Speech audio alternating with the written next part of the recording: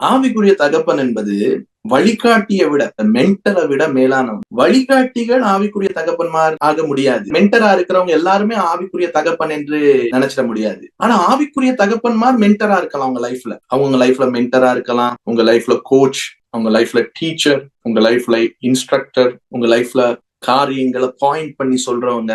மோர் தென் instructor, மோர் தென் teacher, மோர் தென் coach, ஆவிக்குரிய தகப்பன்மாரன். Father என்பது ஒரு ஸ்டாண்ட், ஃபாதர் என்பது ஒரு பிராண்ட். அவர் தான் உங்களோட கவரிங், அவர் தான் உங்களுடைய மேலங்கி, அவர் தான் உங்களுடைய கவசம். ஆவிக்குரிய தகப்பன் என்பது உங்களுக்கான ஒரு கவரிங்.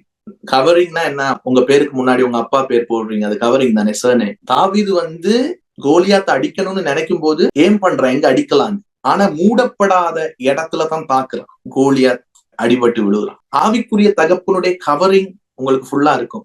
ஃபுல்லா இல்லாம அந்த இடத்துல ஸ்பிரிச்சுவல் ஃபாதரை நீங்க அக்சஸ் கொடுக்காம சில இடங்களை மறைச்சு வச்சிருந்தீங்கன்னா அங்கதான் என்ன வரும், கூலங்கள் அடிகளும்.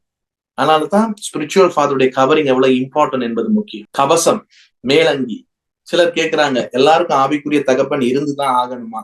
அநேகமானவங்க ஒரு பெரிய ஆற்றை கடக்கிறதுக்கு எல்லாருமே பிரிட்ஜை யூஸ் பண்றது இல்லைல்ல. சிலர் நாங்க நீந்தி கடப்போம் அப்படின்னு போவாங்க.